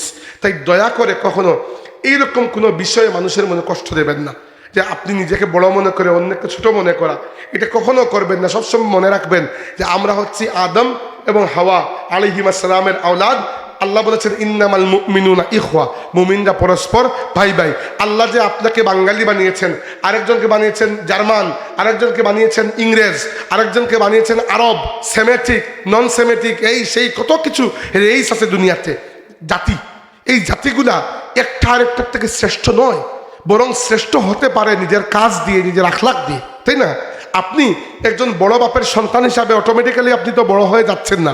দুনিয়াতে কেউ আপনাকে 2 টাকার কদর দেবে না, বা ম্যাক্সিমাম একদিন দেবে, 2 নম্বর দিন থেকে আর দেবে না যদি আপনি কদর পাওয়ার যোগ্যতা অর্জন না করেন। এজন্য দয়া করে সবসময় মনে রাখবেন এই বিষয়টা, একমাত্র নবুয়ত আল্লাহর পক্ষ থেকে প্রাপ্ত, বাকি সমস্ত কিছু অর্জন করতে হয়, সমস্ত কিছু। একজন অনেক বড় আল্লাহর ওলির সন্তান হয়েও একজন মানুষ বেনামাজি গুনাহগার চার্চিপটরি হতে পারে। এমনকি নবীর আওলাদ হয়েও, নবী নূহ আলাইহিস সালামের স্ত্রী, নবী লূত আলাইহিস সালামের স্ত্রী, এরা এত জলিলুল কদর 2 জন রাসূলের ঘরে থেকেও এরা কাফির হয়ে গিয়েছিল, রয়ে গিয়েছিল কাফির। নূহ আলাইহিস সালামের পুত্র কিনান, সে তো কাফিরই মারা গেল। আল্লাহর রাসূল নূহ আলাইহিস সালাম, তার পুত্র কিনান ইসলাম কবুল করে নাই। ওদিকে দেখেন আল্লাহর নবীর সবচেয়ে বড় শত্রু ছিল আবু লাহাব, আর আবু লাহাবের কন্যা দোরারা রাদিয়াল্লাহু আনহা প্রথম দিকে যারা ইসলাম কবুল করেছেন এর মধ্যে একজন হচ্ছে আবু লাহাবের কন্যা দোরারা রাদিয়াল্লাহু আনহা। তো আল্লাহ রাব্বুল আলামিন আসলে মানুষকে যে যোগ্যতা দিয়েছেন ওই যোগ্যতা দিয়ে সমাজে মানুষের সম্মান হয়। তাই মানুষের সম্মান করার ক্ষেত্রে এই বিষয়টা খেয়াল রাখবেন, কখনোই যেন মানুষকে তার জন্ম নিয়ে, জন্মের জায়গা নিয়ে বা এরকম কোনো কিছু নিয়ে কোনো অপবাদ না দেন, কোনো খুঁচা না মারেন। কারণ ওই কষ্ট যদি তার মনের মধ্যে থেকে যায়, এখন আপনাকে সে কিছু করতে পারবে না, আপনি অনেক বড় লোক, কিন্তু কিয়ামতের দিন এমন যেন না হয় এই কষ্টের বিনিময়ে আপনার একটা সাদের হজ বা 10টা রোজা বা এরকম কিছু একটা সে নিয়ে যায়, এরকম যেন না হয়, এর সতর্কতা আমাদের থাকতে হবে। 2 নম্বর, আপনাদের এই মাহফিলে অনেকেই আছেন ব্যবসায়ী। মনে রাখবেন ব্যবসায়ী এই বিষয়টা খুবই সেন্সিটিভ একটা বিষয়। কি জন্য বললাম? কারণ ইসলামে ব্যবসায়ীর ব্যাপারে যত প্রশংসা এসেছে প্রায় ততটুকু ধমক আল্লাহ নবী সাল্লাল্লাহু আলাইহি ওয়াসাল্লাম ব্যবসায়ীদেরকে দিয়েছেন। কি জন্য? কারণ দেখেন, একটা সমাজের আসল চাবিকাঠি, একটা সমাজের মূল যে সম্পদ, সেটা অর্থ ব্যবস্থা, সেটার মূল চাবিকাঠি থাকে বিজনেসম্যানদের হাতে। এজন্য রাজনীতিবিদরাও ব্যবসায়ীদেরকে হাতের মধ্যে রাখতে চান, আর ব্যবসায়ীরাও রাজনীতিবিদদেরকে হাতের মধ্যে রাখতে চান, একে অন্যের যেন ফায়দা হয়। দেখেন, আপনারা কুদাউড়া অনেক মানুষ, হাজার হাজার মানুষ ব্যবসায়ী, আমার সামনে কত ব্যবসায়ী বসে আছেন, আমি খবরও পেয়েছি এই মাহফিলে অনেকেই এসেছেন যারা মূলত ব্যবসায়ী। মনে রাখবেন এই কথাটি, রাসূল সাল্লাল্লাহু আলাইহি ওয়াসাল্লাম আমাদেরকে ব্যবসায়ীদের ব্যাপারে জানিয়েছেন, বলেছেন আত্তাজিরু মারজুকুন, ব্যবসায়ী আল্লাহর কাছে এত পছন্দনীয় যে ব্যবসায়ী স্বয়ং আল্লাহর পক্ষ থেকে রিজিক প্রাপ্ত হয়ে যায়। এটা একটা দিক বললাম। 2 নম্বর, আল্লাহ নবী সাল্লাল্লাহু আলাইহি ওয়াসাল্লাম এটাও বলেছেন আমাদেরকে আত্তাজিরু সাদুকুল আমিন মান নাবিয়িনা ওয়াস সিদ্দিকিনা ওয়াস শুহাদা, যে ব্যবসায়ীরা ন্যায়পরায়ণ, সত্যবাদী এবং আমানতদার, তাদের হাসর হবে আল্লাহর নবী, সিদ্দিক এবং যারা আল্লাহর রাস্তায় শহীদ হয়েছে এই সকল শহীদদের সাথে। সুবহানাল্লাহ। একদিকে ব্যবসায়ীদের এই বিষয়টা বুঝতে পেরেছেন। এবার আসুন অন্যদিকে, রাসূল সাল্লাল্লাহু আলাইহি ওয়াসাল্লাম আমাদেরকে ব্যবসায়ীদের ব্যাপারে জানিয়েছেন, বলেছেন ইন্নাত তুজ্জারা ইউবআসুনা ইয়াউমাল কিয়ামাতি ফুজ্জারান, কিছু ব্যবসায়ী বা বেশিরভাগ ব্যবসায়ী কিয়ামতের দিন এমনভাবে আল্লাহর সামনে দাঁড়াবে যে এরা পাপিষ্ঠ অবস্থায়, পাপিষ্ঠ অবস্থায়। ইল্লা মান ইত্তাকাল্লাহা ওয়া বাররা ওয়া সাদাকা, একমাত্র তারা ব্যতীত যারা আল্লাহকে ভয় করেছে, ন্যায়পরায়ণ ব্যবসা করেছে এবং সত্য কথা বলেছে। এরকম ধমক কি জন্য?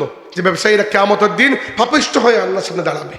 কারণ হচ্ছে ব্যবসায়ীরা সমাজের মানুষকে এমনভাবে জিম্মি করতে পারেন যেরকম জিম্মি অন্য কোনো মানুষ করতে পারেন না। সেটা কিসের ভিত্তিতে? সেটা হচ্ছে মজুদদারি, কালোবাজারির ভিত্তিতে। ইসলামে মজুদদারি এত বড় হারাম, আল্লাহ নবী সাল্লাল্লাহু আলাইহি ওয়াসাল্লাম বলেছেন আল মুহতাকিরু মালউন, যে ব্যক্তি ইহতিকার করে, যে ব্যক্তি মজুদদারি করে, সেই ব্যক্তির উপর আল্লাহর লানত বর্ষিত হয়। মজুদদারি বিভিন্ন রকমের হয়ে থাকে। আমি আজকে যেটা নিয়ে কথা বলছি সেটা হচ্ছে কৃত্রিম মজুদদারি।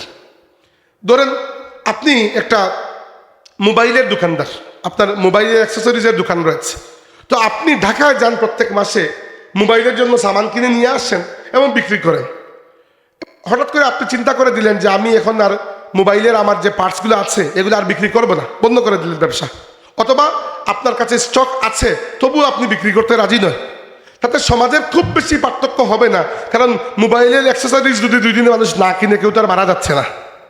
কিন্তু ধরেন একটা বিষয়, আপনার এলাকায়, এই বৃহত্তর কুলেউড়া এলাকায় বা আপনাদের এই যে বাজার, এই বাজারে 2টা চালের দোকান আছে, যেখানে চাল, ডাল, তেল, পেঁয়াজ, নিত্য প্রয়োজনীয় খাদ্য, বিশেষ করে খাদ্যের দোকান 2টা আছে।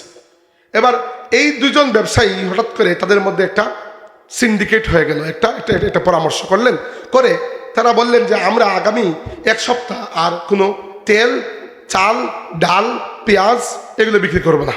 বলবো নাই, শেষ হয়ে গেছে, বিক্রি বন্ধ করে দিয়ে দিলেন এবং স্টক আছে তবুও বিক্রি করছেন না।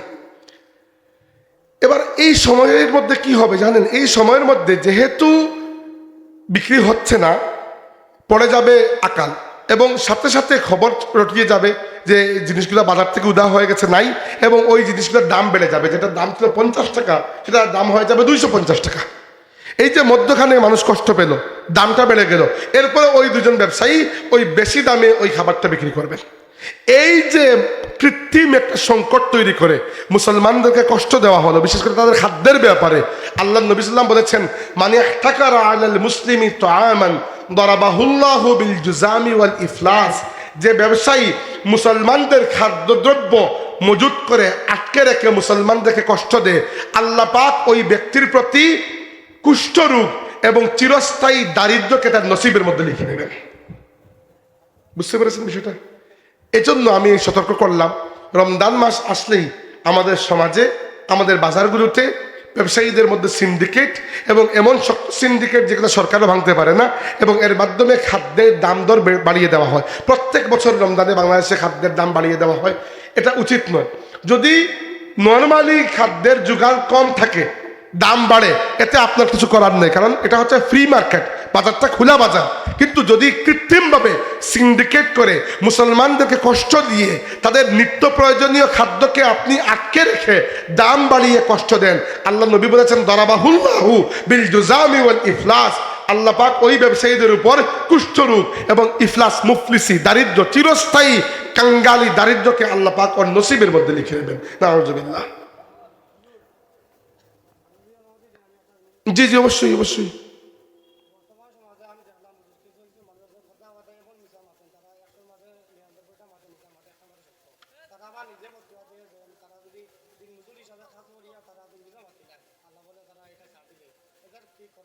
শুক্রিয়া, ধন্যবাদ, সুন্দর প্রশ্ন বসেন আপনি। আমি বলছি, আমি আসছি এইটাতে।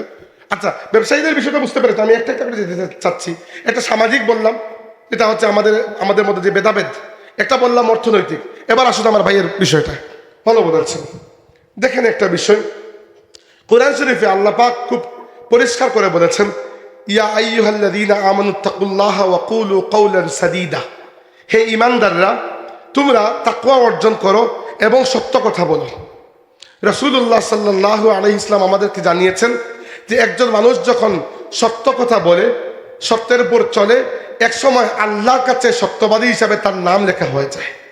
অপরদিকে একজন মানুষ যখন মিথ্যা কথা বলে, মিথ্যার পথে চলে, এক সময় আল্লাহর কাছে তার নাম কাযযাব বা মিথ্যাবাদী হিসাবে লেখা হয়ে যায়।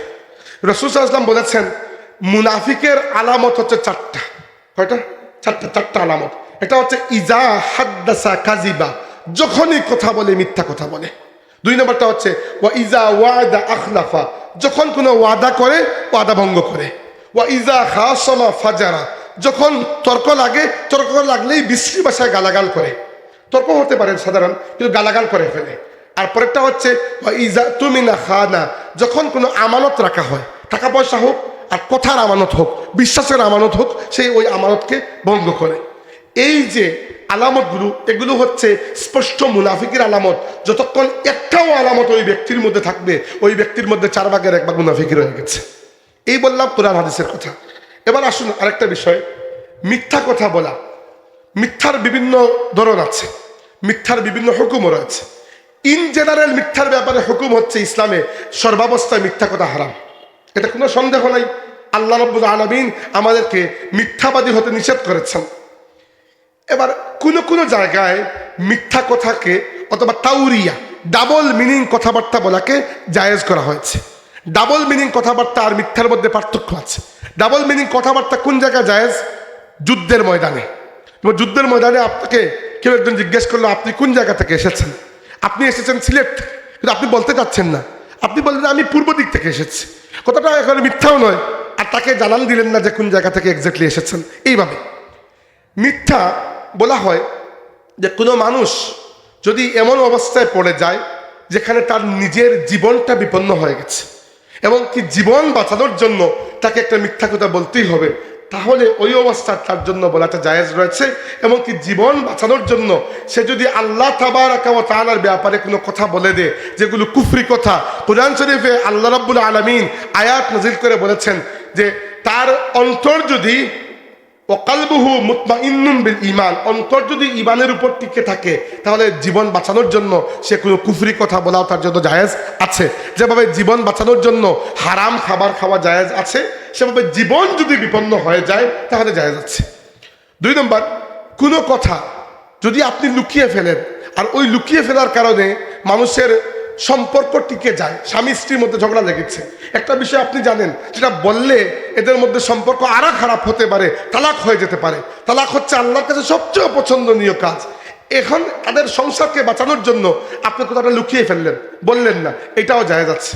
এইরকম ডায়ার নেসেসিটি ছাড়া অন্য কোনো ব্যাপারে মিথ্যা বলার অনুমতি ইসলাম দেয় নাই।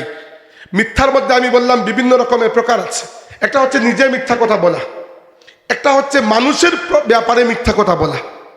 নিজে মিথ্যা কথা বলার ব্যাপারে তো কোনো সন্দেহ নাই, এটা নিশ্চিতভাবে হারাম। যদি আপনি মিথ্যা কথা বলেন তাহলে মনে হবে আপনার মধ্যে মুনাফিকের আলামতগুলোর মধ্যে একটা আলামত রয়েছে। আমাদের সমাজে দেখা যায় মাঝে মধ্যে এর থেকে আমরা বাড়িয়ে চলে যাই, মানুষের ব্যাপারে মিথ্যা অপবাদ দিয়ে দিই। আছে না আমাদের সমাজে? ধরেন একজন মানুষ একটা অপরাধ করলো, আপনি অপরাধটা দেখলেন, দেখে তাকে শুধরে না দিয়ে, তাকে না বলে তার অনুপস্থিতিতে অন্য ভাইয়ের সামনে গিয়ে আপনি তার কথা বলছেন, এটাকে বলা হয় গীবত। কি বলা হয়? গীবত।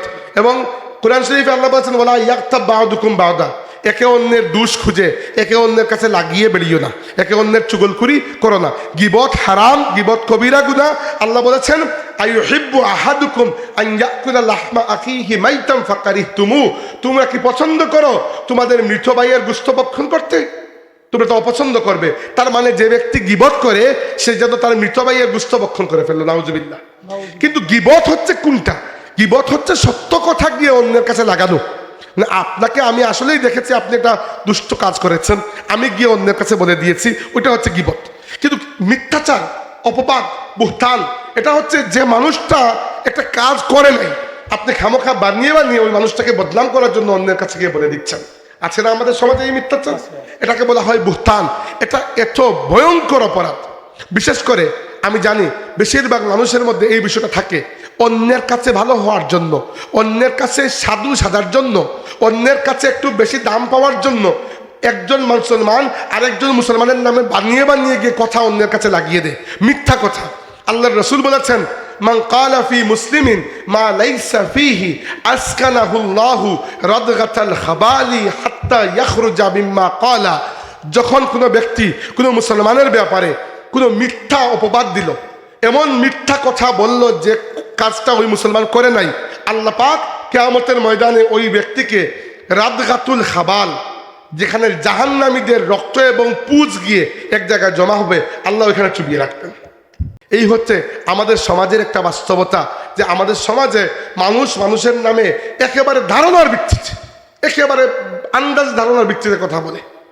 আমি মাঝে মধ্যে অনলাইনে দেখি হযরত ফুলতুলি সাহেব কিবলা রহমতুল্লাহি আলাইহির মাসলাক নিয়ে, তার পরিবার নিয়ে, পরিবারের বিভিন্ন সদস্য নিয়ে মানুষ যে একেবারে ধারণার ভিত্তিতে কথা বলে, দেখে মাঝে মধ্যে হাসিও উঠে। এরা এইগুলো পায় কোন জায়গায়? অথচ একবার ফুলতুলিতে আসলেই আপনি দেখতে পারবেন এখানে কি চলছে না চলছে। এখন এটা সবার ক্ষেত্রে ঘটে। আপনিও মাঝে মাঝে শুনে অবাক হবেন যে আপনার কোনো একজন পরিচিত মানুষ অন্য এক পরিচিত মানুষের ব্যাপারে আপনার কাছে কি বলেছেন। তো আমি নিজে শুনেছি এরকম আমার নিজের ব্যাপারে এমন এমন কথা, যে কথাগুলো সত্য হয়ে গেলে এখন অনেক বরং ভালোই হতো। এগুলো একেবারে হুদা কথা মানুষ মানুষের নামে বানিয়ে বানিয়ে অন্যের কাছে লাগিয়ে দেয়। তো এইটা করা এত বড় অপরাধ, কিয়ামতের ময়দানে ওই ব্যক্তিকে আল্লাহ জাহান্নামীদের পুজোর মধ্যে চুবিয়ে রাখবেন। অনেকের শুধু খারাপ লাগতে পারে এইগুলা, আমি তো আগেই বলেছি, আমি সার্জারি করতে বসেছি যখন একটু রক্তপাত তো হবেই। এরপরে আমাদের সমাজ তো এর থেকেও নিকৃষ্ট হয়ে গেছে।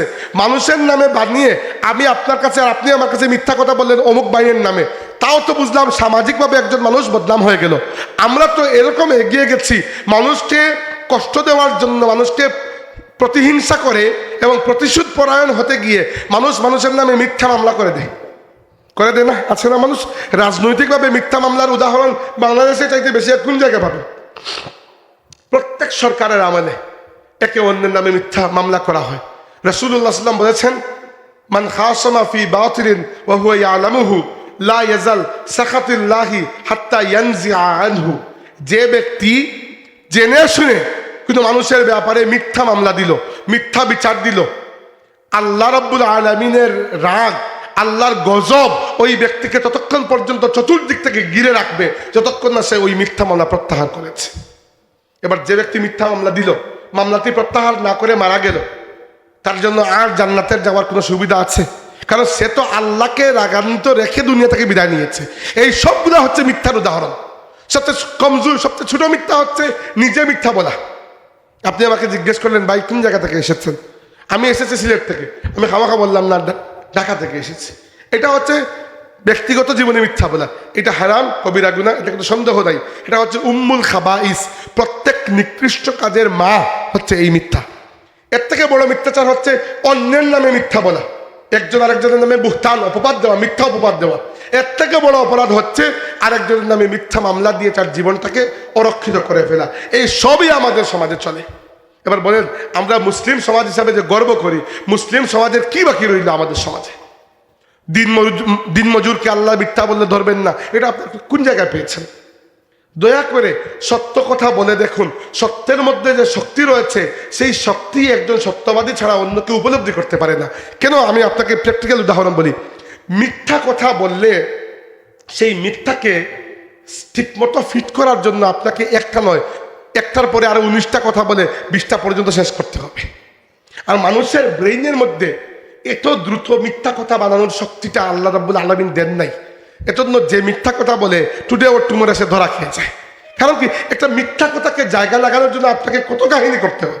অথচ সত্য কথা বলে দিলে সাময়িকভাবে একজন মানুষ বিপদে পড়লো, পরবর্তীতে ওই সত্য তার পরবর্তী সমস্ত জীবনের পথকে পরিষ্কার করে রাখে। আল্লাহ নবী সাল্লামের সাহাবী, দেখেন সবচেয়ে এই ব্যাপারে যে বিষয়টা আমাদের জন্য শিক্ষণীয়, আল্লাহ রসুলের অত্যন্ত মায়ার একজন সাহাবী ছিলেন উসামা ইবনে জায়েদ রাদিয়াল্লাহু আনহু, যাকে আল্লাহ নবী নাতি বলতেন, নিজের নাতির মতো মহব্বত করতেন। উসামা ইবনে জায়েদ রাদিয়াল্লাহু আনহু একটা যুদ্ধে এক কাফিরের সম্মুখীন হয়েছেন। ওই কাফির, তিনি ওই কাফিরকে আঘাত করার জন্য তরবারি যেই মাত্র উঁচিয়েছেন, ওই কাফির কালিমা পড়ে ফেলেছে। কিন্তু কালিমা পড়লেও তিনি আঘাত করে ফেলেছেন, তার আঘাতে ওই ব্যক্তি মারা গেছে। ওই খবর যখন আল্লাহ নবীর কাছে এসেছে, যখন রাসূল সাল্লাল্লাহু আলাইহি ওয়াসাল্লাম জিজ্ঞেস করেছেন, উসামা তুমি কিভাবে ওই ব্যক্তিকে কালিমা পড়ার পরেও আঘাত করেছো? উসামা ইবনে জায়েদের সুযোগ ছিল, তিনি বলতে পারতেন ইয়া রাসূলুল্লাহ কালিমা সে পড়ে নাই, খামোখার কথা। কিন্তু তিনি চিন্তা করেছেন আল্লাহ নবীর সামনে মিথ্যা বলবো না। তিনি বলেছেন ইয়া রাসূলুল্লাহ সে কালিমা পড়েছে মুখে মুখে, হয়তো তার অন্তরের মধ্যে কালিমা ছিল না, ঈমান ছিল না। আল্লাহ রাসূল বলেছেন এখানে ধমক দিয়ে, উসামা যদি তার অন্তরের মধ্যে ঈমান থেকে থাকে, তুমি কি অন্তরটি চিরে দেখেছো? যদি থেকে থাকে তাহলে কিয়ামতের দিন তুমি আল্লাহর কাছে কি জবাব দেবে? দেখেন একজন উসামা ইবনে জায়েদ রাদিয়াল্লাহু আনহু এখানে অন্য কোনো কথা বলে বাহানা করে আল্লাহ নবীর হাত থেকে বাঁচতে পারতেন, তিনি কোনো ধরনের বাহানা করেন নাই, স্বীকার করে ফেলেছেন ভুল হয়েছে। আল্লাহর রাসূল তাকে ধমক দিয়েছেন, কিন্তু আল্লাহ তাবারাকা ওয়া তাআলার কাছে তিনি এমনভাবে তাওবা করেছেন যে আল্লাহ রাব্বুল আলামিন তাকে ক্ষমা করে দিয়েছেন।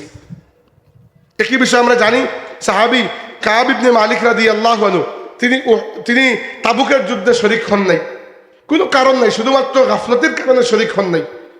তাবুক যুদ্ধ থেকে ফিরে আসার পরে আল্লাহ রসুল যখন জিজ্ঞেস করেছেন তাবুক যুদ্ধে কারা কারা যাও নাই, প্রায় 83 জন মানুষ পাওয়া গেছে যারা যায় নাই। 80 জন মানুষ আল্লাহ নবীর কাছে সে মিথ্যা অজুহাত দিয়েছে, ইয়া রাসূলুল্লাহ আমার এই কারণ ছিল, ওই কারণ ছিল, আন্দাজি মিথ্যা অপবাদ। এদের প্রত্যেককে আল্লাহ রাব্বুল আলামিন মুনাফিক ডিক্লেয়ার করে দিয়েছেন। আর 3 জন মানুষ মাত্র মিথ্যা কোনো অজুহাত দেন নাই, একজন কাব ইবনে মালিক, একজন মুরারা ইবনুর রাবিয়া, একজন হিলাল ইবনে উমাইয়া রাদিয়াল্লাহু আনহুম। এরা 3 জন বলেছেন ইয়া রাসূলুল্লাহ আমাদের কোনো অজুহাত নাই, আমরা শুধু গাফলতের কারণে যাই নাই। আল্লাহর রাসূল এদের উপরে রাগ করেছেন, রাগ করে এদেরকে সামাজিকভাবে বয়কট করেছেন প্রায় 1 মাসের জন্য। সাহাবা কেরাম এদের সাথে কথা বলেন নাই, এদের কাছে কোনো কিছু বিক্রি করেন নাই, কোনো আত্মীয়তা রাখেন নাই। এদের স্ত্রীদেরকে আল্লাহ নবী বলেছেন এদেরকে ছেড়ে বাপের বাড়ি চলে যেতে। 1 মাস পর্যন্ত এরা এই কষ্টের মধ্যে থেকেছেন, কেঁদে কেঁদে আল্লাহর কাছে তাওবা করেছেন। আল্লাহ এদের তাওবাকে এমনভাবে কবুল করেছেন যে কুরআন শরীফে আল্লাহ রাব্বুল আলামিন এদের তাওবা কবুল করার বিষয়টিকে উল্লেখ করে এদেরকে সার্টিফিকেট দিয়ে দিয়েছেন। এবং কাব ইবনে মালিক বলেছেন যারা আল্লাহর নবীর কাছে এসে অজুহাত দিয়েছিল এরা আমাকেও বলেছিল দেখো না আমরা তো মিথ্যা অজুহাত দিয়ে পার পেয়ে গেলাম, তুমি তো বোকা কেন, তোমাকে সব কিছু স্বীকার করতে হবে কেন, নবীর কাছে বলে দাও একটা কারণ ছিল, নবী তোমাকে মাফ করে দেবেন। কাব ইবনে মালিক বলেছেন আল্লাহর নবী না হয়ে অন্য কেউ হলে আমি বলতে পারতাম, আমি কবি, কথা বানানো আমার জন্য কোনো ব্যাপারই না, কিন্তু আল্লাহর রসুলের সামনে আমি মিথ্যা বলবো না। কাব ইবনে মালিক সারা জীবন বলেছেন যে আল্লাহ রাব্বুল আলামিন আমার তাওবা কবুল করে কোরআন শরীফের আয়াত নাযিল করে দিয়েছেন। আর এত বড় সম্মান আমি পেয়েছি একমাত্র একটা কারণে, আল্লাহর রসুল রাগ করবেন যেন আমি মিথ্যা বলি নাই, আমি সত্য কথা বলেছিলাম। কারণ মিথ্যা বললে আপনি কতক্ষণ বলতে পারবেন মিথ্যা, একটা মিথ্যাকে লুকানোর জন্য আরেকটা মিথ্যা, ওই মিথ্যাকে লুকানোর জন্য আরেকটা মিথ্যা। তো এই জন্য মিথ্যা কথা বলা এই অভ্যাসটা করবেন না। আমি নিজে আপনাদেরকে খুব জোর দিয়ে বলছি না, হ্যাঁ আমরাও যে সবাই সত্য কথা বলি এরকম না, কিন্তু আমাদের জন্য আমরা একে অন্যের জন্য উসওয়া বা আদর্শ নয়, আমাদের আদর্শ হচ্ছে আমাদের নবী সাল্লাল্লাহু আলাইহি ওয়াসাল্লাম। আমরা সবাই নবীর সুন্নাত পালন করতে চাই, তাই না? নবীর সুন্নাত, নবীর সুন্নাত, নবীর সুন্নাত কি? শুধু দাড়ি রাখা, শুধু পাগড়ি পরা, শুধু মিসওয়াক করা, শুধু আতর লাগানো, শুধু সুরমা লাগানো? আল্লাহর রাসূলের জীবনের সবচেয়ে বড় সুন্নাত ছিল, সবচেয়ে দায়িনী সুন্নাত ছিল 63 বছরের মানবিক জিন্দেগিতে আল্লাহর রাসূল একটা বার, একটা মুহূর্তের জন্য একটাও মিথ্যা কথা বলেন নাই। সুবহানাল্লাহ। উম্মত হওয়ার জন্য এই সুন্নতের উপর আমল করা জরুরি। সম্মানিত হাজিরিন, আমি দীর্ঘ সময় নিয়ে ফেললাম, আর লম্বা করছি না। আমরা 3টা বিষয় নিয়ে কথা বললাম, এগুলো এখন সামাপ্ত করে 1 মিনিটের মধ্যে শেষ করবো, 1 ঘন্টা হয়ে গেছে। প্রথমে আসুন আমরা কি বললাম, যে আমাদের সমাজকে আমাদের সংস্কার করতে হবে, নইলে এই সকল ওয়াজ মাহফিলের কোনো মূল্য নাই। সমাজকে সংস্কার করার জন্য প্রথমে মনে করতে হবে আমরা প্রত্যেক প্রত্যেকেই আদমের সন্তান, এবং আদমের সন্তানের মধ্যে জন্মগতভাবে কোনো ভেদাভেদ নাই। ভেদাভেদ হবে ওই দিক থেকে যার মধ্যে তাকওয়া বেশি, তার সম্মানও আল্লাহর কাছে বেশি। এই জন্য কখনোই মানুষকে আপনার চাইতে ছোট মনে করবেন না। হ্যাঁ, আপনি গর্বের সাথে আপনার পিতার পরিচয় দিবেন যে আমার পিতা অমুক। এমনকি আল্লাহ রসুল বলেছেন, যে ব্যক্তি নিজের পিতার পরিচয়কে গোপন করে, নিজের বংশের পরিচয়কে গোপন করে অন্য বংশের পরিচয় দিয়ে দেয়, আল্লাহ ওই ব্যক্তির প্রতি লানত করেন। নিজের পরিচয় লুকানো যাবে না। আমি গর্ব করে বলি আমি ফুলতলি সাহেবের নাতি, এটা আমার জন্য গর্বের বিষয়। কারণ কি, আমার দাদা একজন ভালো মানুষ ছিলেন। তো আপনারও আত্মীয় স্বজন, আপনার যদি পূর্বপুরুষ একজন ভালো মানুষ থেকে থাকেন, আপনি বলতে পারেন 100 বার আপনি ভালো মানুষ হয়ে যান, যেন আপনার নাতি আপনার নামে গর্ব করতে পারে। তাহলে সমাজকে ঠিক করার জন্য প্রথম হাতিয়ার হচ্ছে এই যে ভেদাভেদটা, যেটা হিন্দুদের মধ্য থেকে আমাদের উপমহাদেশের মুসলমানদের মধ্যে এসেছে, এই ভেদাভেদটা খতম করতে হবে। মনে রাখবেন, আপনি বড় হতে পারেন, এতে কোনো সমস্যা নাই, কিন্তু অন্য যে আপনার থেকে নিকৃষ্ট, এটা আপনি কখনো বলতে পারেন না। 2 নম্বর বিষয় হচ্ছে ব্যবসায়ীদের কথা বললাম, যে আপনারা এত সম্মানী যে কিয়ামতের দিন আপনাদের হাসর হবে আল্লাহর রাসূলের সাথে। শুধুমাত্র একটা বিষয়, আপনাকে সত্য কথা বলতে হবে, সৎ ব্যবসা করতে হবে। যদি সৎ ব্যবসা না করেন, বিশেষ করে কালোবাজারি মজুদদারি করেন, তাহলে আল্লাহ দুনিয়া এবং আখেরাতে আপনাকে এমন দারিদ্র দেবেন যে দারিদ্র দুনিয়াতেও আপনাকে ভুগাবে, আখেরাতেও আপনি কোনো কল্যাণ পাবেন না। 3 নম্বর বললাম মিথ্যার ব্যাপারে, যে আমাদের সমাজে নানান পদের নানান জাতের মিথ্যা রয়েছে। একটা হচ্ছে ব্যক্তিগত পর্যায়ে মিথ্যা বলা, আরেকটা হচ্ছে মানুষের নামে মিথ্যা অপবাদ দেওয়া, আরেকটা হচ্ছে মিথ্যা মামলা দেওয়া। এই সকল মিথ্যাচার থেকে আমাদেরকে বেঁচে থাকতে হবে। আর আরেকটা বিষয় না বললেই নয়, ওয়াজের মাহফিলে এসেও যদি মিথ্যা কথা বলা লাগে, ওয়াজের মাহফিলে ওয়াজে উঠেও যদি সারাদিন আন্দাজে খালি মিথ্যা কথা বলা লাগে। কত ওয়াইজ বাংলাদেশে আমরা দেখি ওয়াজের মাহফিলে উঠার পর থেকে আন্দাজি মিথ্যা বানোয়াট গল্প বলে বেড়ায়। যদি এরকম ওয়াজের মাহফিলকে আমরা নষ্ট করে ফেলি, তাহলে আর কিছু বাকি থাকলো না। তাহলে মানুষের কাছে হেদায়ত পৌঁছানোর শেষ জরিয়াটাকেও আমরা নষ্ট করে ফেললাম। মনে রাখবেন একটা কথা, যেটা আমার ব্যক্তিগত কথা, এটা কোনো কিতাবের কথা না, আমার ব্যক্তিগত কথা বলছি। আমি 7 বছর থেকে ওয়াজ করছি, এটা কোনো জায়গায় রেকর্ড করানোর জন্য আমি বলছি না, আপনাদেরকে ভাই হিসাবে বলছি। আমি জানি যে এক জায়গায় ওয়াজে যাওয়ার পরে মানুষ আমাকে কি পরিমাণ সম্মান করেন, মানুষ আমাকে রিসিভ করেন, ঘরে নিয়ে বসান, খাওয়া দাওয়া করান, হাদিয়া দেন, মানুষ আমাকে গাড়িতে তুলে বিদায় দেন, মানুষ আমাকে চোখের মনি হিসাবে দেখেন, এরকম মহব্বত করেন। এত কিছুর পরও, এত ইহসান পাওয়ার পরও যদি চেয়ারে বসে যে 1টা ঘন্টা আমি কথা বললাম, ওই 1টা ঘন্টা যদি আমি আল্লাহ এবং রাসূলের কথা পৌঁছাতে না পারি, তাহলে এই যে খেয়ানতটা আমি করলাম, এর জন্য আল্লাহর কাছে আমি বিশ্বাস করি কিয়ামতের দিন জবাবদিহি করতেই হবে। এই যে 1 ঘন্টা আমি বসেছি, বা যিনি 2 ঘন্টা বসার, তিনি 2 ঘন্টা বসেছেন, ওই 2টা ঘন্টাকে আমানত মনে করুন। আল্লাহর কসম করে বলছি, সমাজ পাল্টে যাবে। ওয়াজের মাহফিলকে যে কমেডি বানিয়েছি, ওয়াজের মাহফিলকে যে নাটকের মঞ্চ বানিয়ে দিয়েছি, ওয়াজের মাহফিলকে যে গানের মঞ্চ বানিয়ে দিয়েছি, ওয়াজের মাহফিলকে যে আমরা আন্দাজি লাইনি মজনুর প্রেমের কাহিনীর গল্প বানিয়ে দিয়েছি, কি জন্য? আপনি আল্লাহর শরীয়ত নিয়ে, আল্লাহর কিতাব, আল্লাহর রাসূলের জীবন নিয়ে, সমাজের সংস্কার নিয়ে, শরীয়তের বিভিন্ন জরুরি মাসলা মাসাইল নিয়ে, আকীদার বিভিন্ন বিষয় নিয়ে কথা বলুন। মানুষের মধ্যে এখনো দিনদারি, অনেক ইলিমের অভাব রয়েছে, অনেকের মধ্যে নামাজটাও এখনো শুদ্ধ হয় নাই। আর আমরা এসে এখানে যদি এই আজগুবি গল্প বলে সময় কাটাই, তাহলে তো হবে না। এইটা মিথ্যার নামান্তর। ওয়াজের মাহফিলে এসে আমরা যে আমাদের বিভিন্ন ওয়াইজরা যে নিজেদের ব্যাপারে যে আজগুবি গল্পগুলো করেন, এইগুলো সম্পূর্ণ পরিহার করেন আল্লাহর ওয়াস্তে। আপনাদের ভাই হিসাবে, আপনাদের শুভাকাঙ্ক্ষী হিসাবে আমি বলছি এই কথাগুলা, যে আপনি যখন নিজেকে মনে করবেন একটা কথা, যে এই এক ওয়াজের কারণে আমার মানুষের কাছে এত সম্মান আমি পেয়েছি, আর আমার কোনো দামই নেই।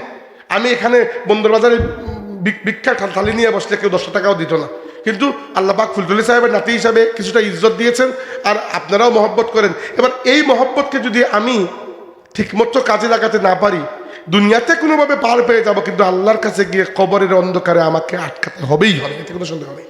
যদি এটা আমি মনে করে চলি, আমি ঠিক থাকতে পারবো, আর অন্যটা ঠিক থাকতে পারবো না। এই জন্য মনে রাখবেন এই কথা, যখন আপনি চেয়ারে এসে বসে গেছেন, এই চেয়ারটা আমানত, কিয়ামতের দিন আল্লাহর কাছে জবাবদিহি করতে হবে।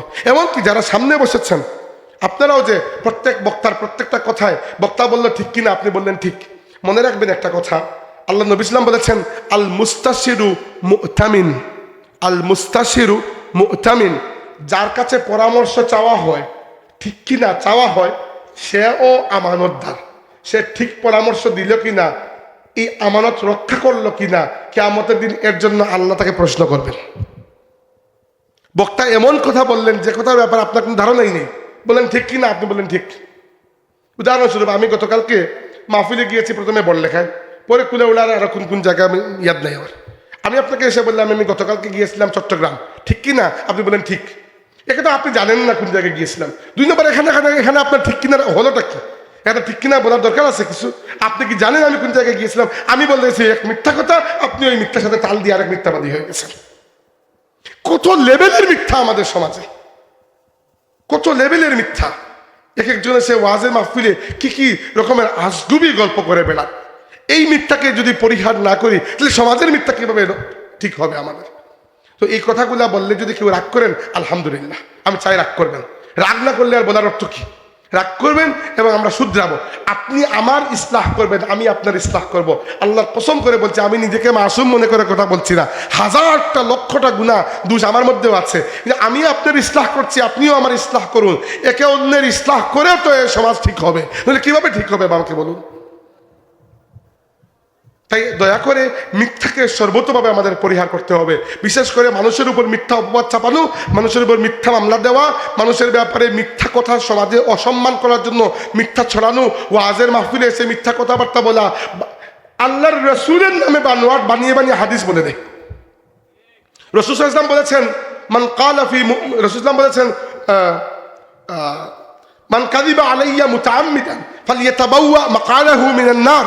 যে ব্যক্তি আমার ব্যাপারে ইচ্ছাকৃতভাবে কোনো মিথ্যা কথা বলল, সে জানি জাহান্নামে তার নিজের জায়গা নিজে প্রস্তুত করে রাখে। নাউজুবিল্লাহ।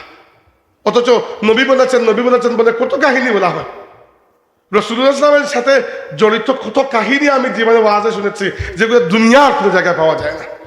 একেবারে বানোয়াট আন্দাজি কাহিনী বলে বেড়ায় আল্লাহর রাসূলের নামে। আবার এই জন্য এই বিষয়গুলো দয়া করে পরিহার করুন। বক্তাদেরকে বলছি, তেমন কোনো কষ্টের বিষয় না। 1 ঘন্টা বয়ান করার জন্য 1 ঘন্টা পড়ে আসুন, বাস খালাস। যা পড়বেন তা লিখে নিয়ে আসুন। আপনারা প্রায় সময় ভিডিওতে যারা আমাকে মাঝে মধ্যে দেখেন, দেখবেন আমি বক্তৃতার সময় আমার মোবাইলের দিকে তাকাই। কি জন্য তাকাই? কারণ আমি লিখে নিয়ে আসি। কোন কথা বলবো, এই মেহনতটা আমি সবসময় করি। সবগুলো হাদিস দিয়ে আমার মুখস্থ এরকম তো না, আমি লিখে নিয়ে আসি। কারণ কি, আমি চাই যে না আমি কোনো আলতু ফালতু কথা না বলি। এই চাওয়াটা থাকলেই যথেষ্ট। আল্লাহ আপনাকে সাহায্য করবেন। আল্লাহ পাক আমাদের এই মাহফিলকে কবুল করুন। ওয়া আখিরু দাওয়ানা আনিল হামদুলিল্লাহি রাব্বিল আলামিন।